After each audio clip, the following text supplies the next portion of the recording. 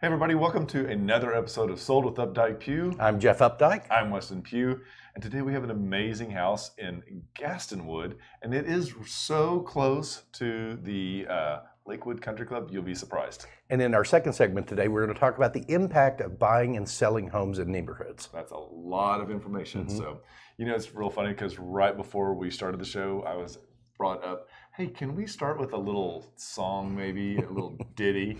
And Taylor Swift's, I think Karma would be a great one to start with.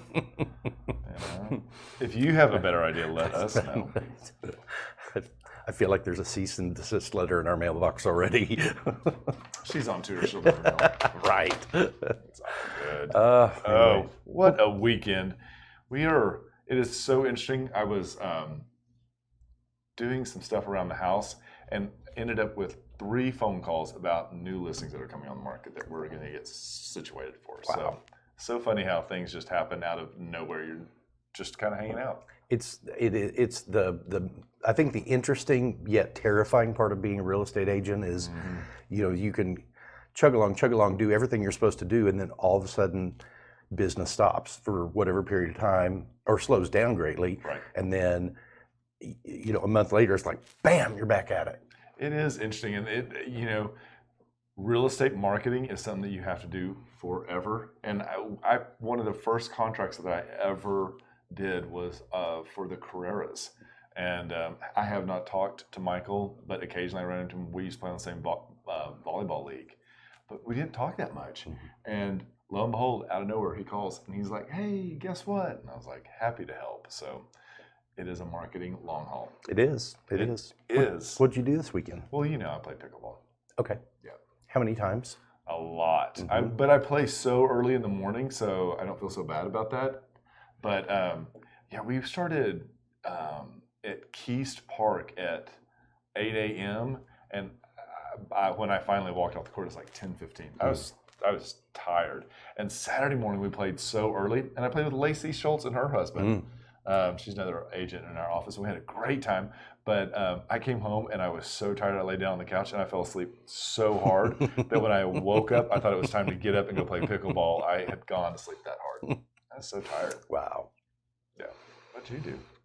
Let's see. I went to a little birthday happy hour for a friend of mine named Al Dawson, who just had, I'm not going to say the number, had a birthday.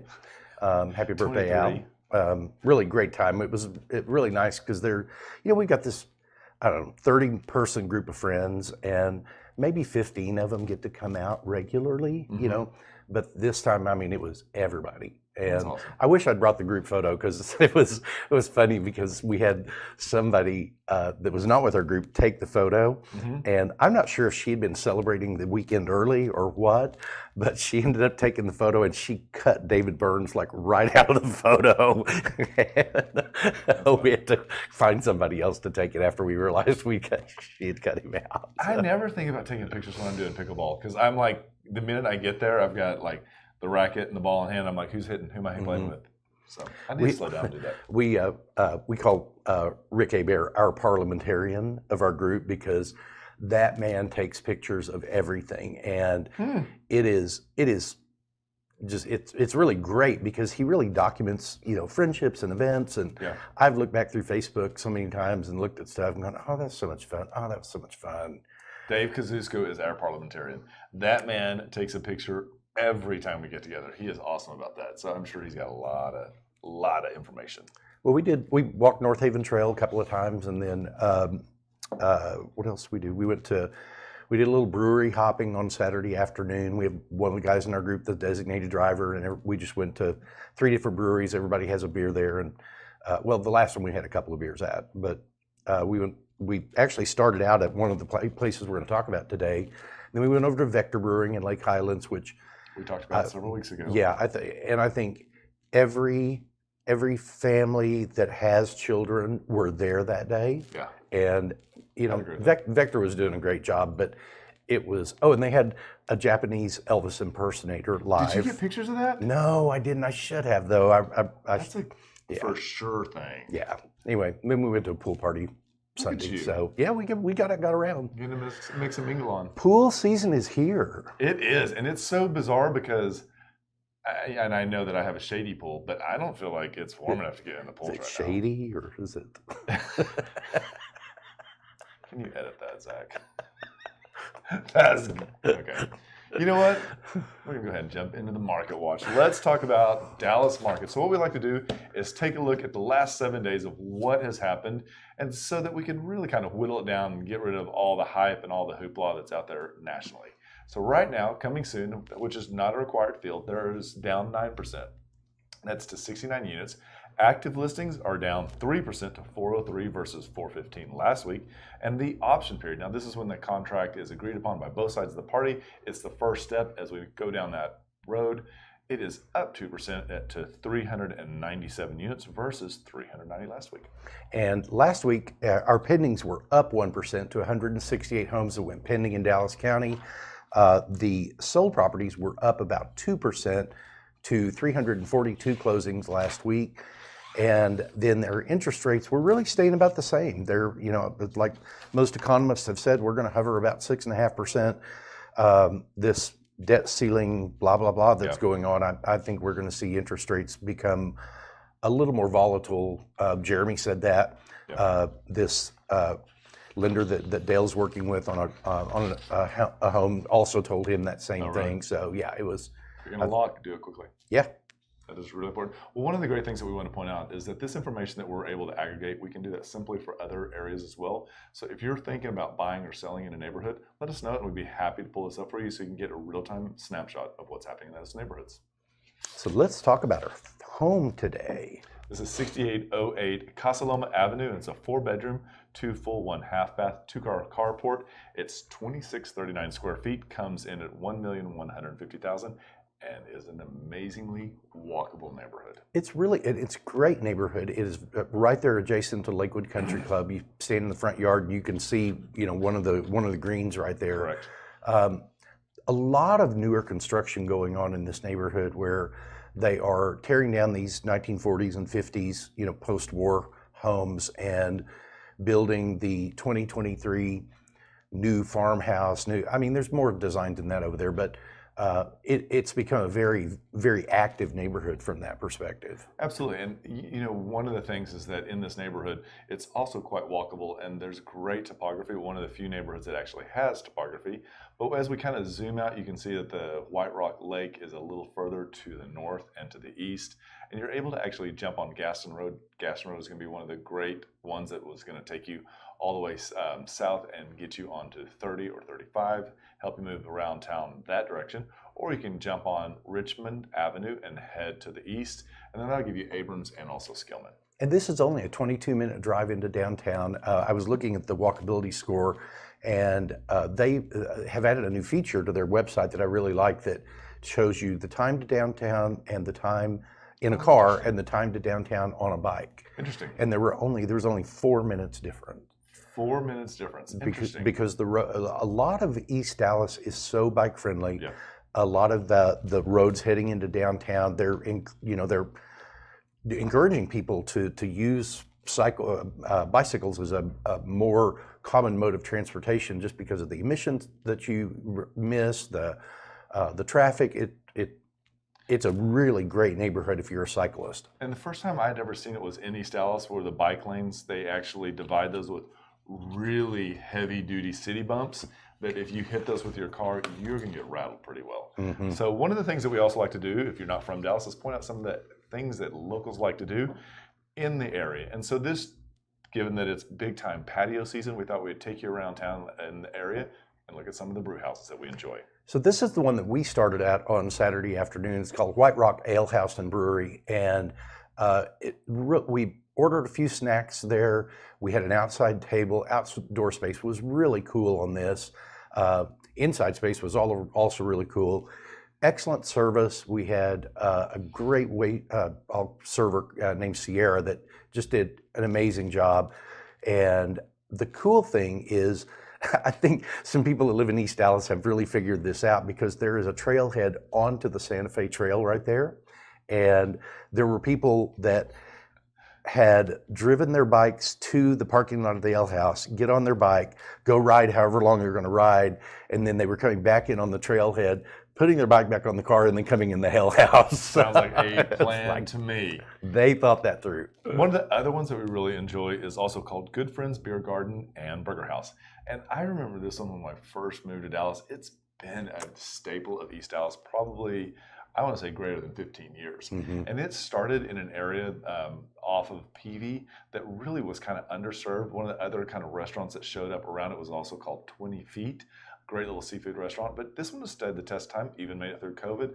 So this is a really great East Dallas treasure that is, you know, as eclectic as East Dallas is, it's almost like as if you were stepping into the Bishop Art District. Super duper friendly. It's got a kind of an old bar vibe when you're inside.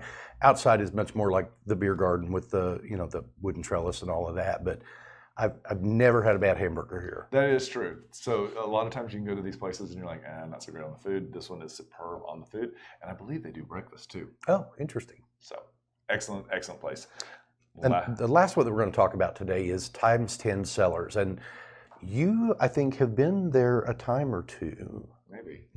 This is actually a video was shot when they did the rosé party a couple of years ago that we were there. It's a really great, locally owned by Kurt Plattner and Rob A. Sturgeon and Rob Wilson. It is a great setup. One of the interesting things about this is there are no TVs in the entire place. So if you are afraid of conversation and intimacy, you should avoid this place because it really dials that in. They play jazz there on different nights. They have a nice outdoor patio. They do have a kitchen, but they also allow you to bring in food of yourself. So amazing. Really great place. Stop in, check it out. So our house today is 6808 Casa Loma Avenue, and this is a really kind of quintessential home for that neighborhood. 1950s construction. You can see how the walkway has been modified over some time with Oklahoma flagstone, and it goes all the way from the street all the way up. They've done these sculptured beds. Really, just a well-done home from the street. They did, curb appeal, as Jeff said, is spot on, but also the interior decoration is very interesting. So we met Ashley there when we were taking a tour of the home, and I said, this house is staged really well. Who did the staging? And she said, no, this is how they live. Yeah. So it's a really beautiful home. We just looked at the front formal living room, and this is actually transitions into the kitchen really nicely. And as you can see here, you have a gas cooktop. You have the microwave oven combination there. Really great backsplash with the Carrara marble on the back. Just a really nice and light and bright. And as you can tell, cabinets go almost all the way to the ceiling in this. They have this crown molding that really is perfect for the style and time. I like the fact that they were able to accommodate what most people want, which is that kitchen open to the bar, open to the living room, and still retain a lot of the charm that you get with a 1950s construction. One of the other things too about the kitchen is that it also it's shaped in an L format, so the living room, kitchen, and then the dining room right here. And then you have a really great downstairs powder bath. They did a great job with their wallpaper here. I thought it was really smart, and we're going to see a couple instances where they use that. And so this is the master bedroom that's downstairs. Plantation shutters. That's a really good size room. I think it's 19 by 17, which, you know, for a master bedroom is a really generous size. Yep. This is also nice light, and you said plantation shutters, and then you come into a renovated master bathroom. This one has 2 sinks and frame mirrors, really good walk-in closet. We're not going to show that here featured, but you also have a nice walk-in shower and a tub combination. This is a quick transition for you guys to see how we go upstairs. It's a really good way for you to get a sneak peek of there's the kitchen, and then upstairs we go into this is the first bedroom, but as you can see here, they have it set up as a full second living room upstairs. And it works really well if you've, in this instance where they've got kids that their kids have want upstairs, this gives them their living room, their organization space. This is one of the other bedrooms that's upstairs. And I love the color of this room. It's a very, very soothing light green. Yep, and this is the last bedroom that's upstairs. And this one actually has a little bit of a nook that they've done a great job of actually turning it into a little work area. And as we said, they really love some wallpaper. One of the nice things on this is that they were able to find material for the Roman shades in the exact same pattern as that on the wallpaper. Look at this upstairs. Yeah, this transition to outside is really amazing.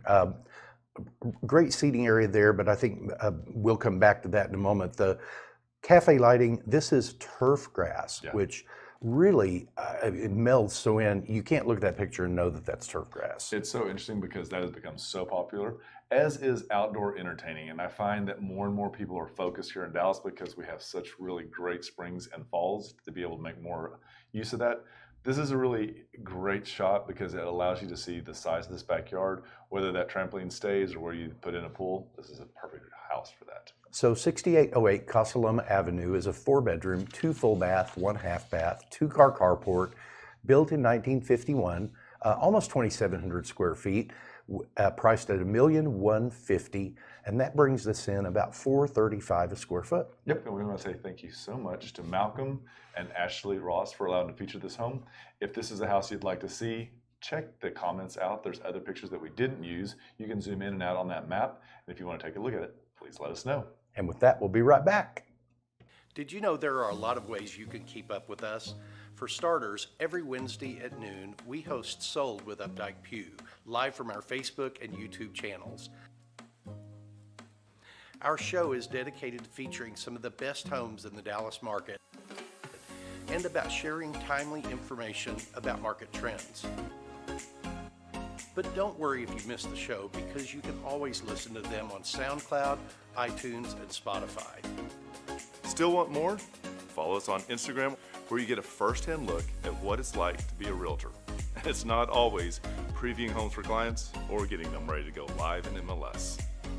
Lastly, visit our website and you'll be able to create a custom home search tailored specifically to your wants and needs that's timely and accurate. Whether it's square foot, location, or the neighborhood, we have you covered. If you'd like to know how much your home is worth, we can help with that too. Just visit homeprice.fyi, enter a few pieces of information like your home address, and we'll email you a price.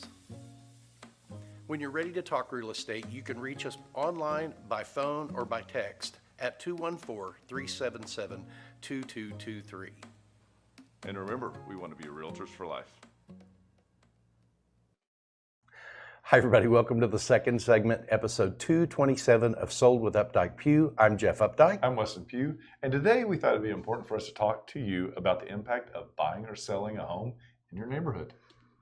Lots of impact. I mean, number one, property values. Oh, I feel like that has been the call that we have had the last 30 days because taxes were due on Monday. Protesting taxes were due on Monday. Yeah. And they continue to rise. The values have continued to rise, yes. And a lot of people, you know, we were, I think, a lot of our residential real estate was undervalued for the tax rolls for so long that the appraisal districts have been under such pressure from the state legislature to get within a certain, you know, percentage of what that true value is. And so, you know, when you buy or sell your home in a neighborhood, that number, that sale number is going to be the number that many other people use to set the price on their home, figure out what they're going to sell theirs for. So, you know, selling just is going to affect your property values. It is, and talking about the taxes, I feel like you are correct. They are getting really close to the values. People were protesting earlier, you know, and in our world, the property values are so important because, as you said, those are the comps that we pull when we help people determine the price. Because what we want to do, you and I, we always try to come up with the number that a bank's appraiser would find on that, because that number is the one that signals to other buyers and also to other agents that we've priced it in the right zone. Number two is neighborhood character. When properties buy or sell in neighborhoods, the personality changes. People come, people go, just different people from all walks of life come and go, and they influence the character of that neighborhood. I think one of the things that we have seen a lot more here is we have a lot more front porch neighborhoods now. We do.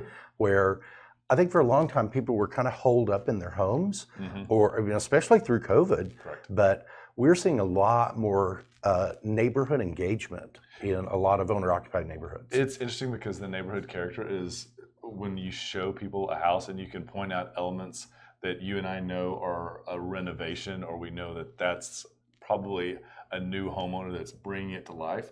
You can see that carry over throughout the neighborhood, and that's a really good sign that that neighborhood is ticking up. You know.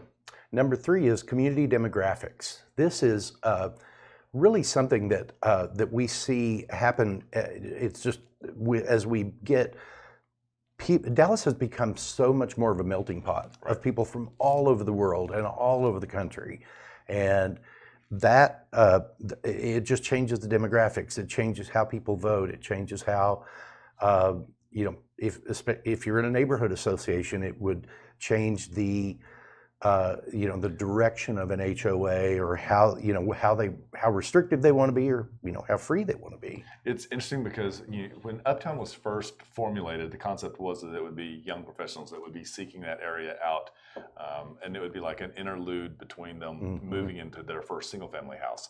Lots of condos and townhomes were available there, but as we saw, prices really began to like creep up, and nicer and nicer and larger luxury began to appear, and the demographics did change because we saw a lot of empty nesters as the population pyramid is like kind of inverted. We saw more and more people with means coming down and living, a lock and leave lifestyle that they were done with the suburbs. Yeah, it changed. Like, it was a huge push, and you can see it at the restaurants, grocery stores, and the bars. And that rolls right into our next point, which is the local economy. Buying and selling homes, people buying into neighborhoods and living there really impact that local economy of the neighborhood. And it might just be the impact that it has on the convenience store down the street, but it also affects, is there going to be a Home Depot there? Is there going to be a Lowe's? How many grocery stores are you going to have within a 2-mile radius?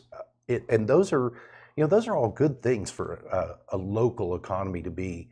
One of the other points that I wanted to make was I was just reading from the National Association of Realtors, and with every home sale transaction, they believe it generates an additional $54,000 in economic impact in that neighborhood, because when people buy and sell homes, what do they do? Home Depot, they actually go and they buy blinds. They actually are buying everything they need to fit and finish a house, whether it's from Kohl's or whether they're going to Target. These are all money that gets put back into the local economy. And the end of this article said that the financial impact with brand new construction is double that. I believe that 100%. I came from new home sales, and I saw that all the time, where people were like having Crate and Barrel deliver everything. It just was completely different. The last thing that we want to talk about is social interactions that happen within the neighborhood. And as Jeff said earlier, we're seeing a lot more neighborhoods become front porch neighborhoods, and some of them are a lot more already predisposed for that. If it's a California bungalow, these tutors, they're already set up to have that. Houses that don't have such deep setbacks for the house, that kind of also plays into it. And there are, I can think of Santa Monica, Hollywood Boulevard. That neighborhood has just blossomed in the last 10 years, and they have a massive Easter parade that rivals it in its uniqueness and its wittiness and just the whole camaraderie. And so that is just one of those things that when we're showing in that neighborhood, we want to always point out, because if that's your go-to, then that's what you should be looking for. Yeah, and it's things like in my neighborhood on Sunday, we had our first street party in as long as I can remember, and they brought a food truck in. Somebody rented a bounce house for the kids. It was, and we would have never had that happen 15 years ago. So our neighborhood used to do a thing where they used to do. A couple of the people would set out food and then have drinks all kind of way, and you just kind of walk around. But COVID broke that, and it never has gotten started again. So we are hoping maybe that'll kick back on. Thank goodness you didn't knock that over. We just start this entire segment over again, and I just don't know if I have it in me to do that. Well, we hope y'all have found that helpful today. If there's any other topics you want us to talk about, please just put them in the comments below. We'll be happy to address them. And just remember, we want to be realtors for life. Good deal, Lucy. When you're ready to talk real estate, you can reach us online, by phone, or by text at 214-377-2223. And remember, we want to be realtors for life.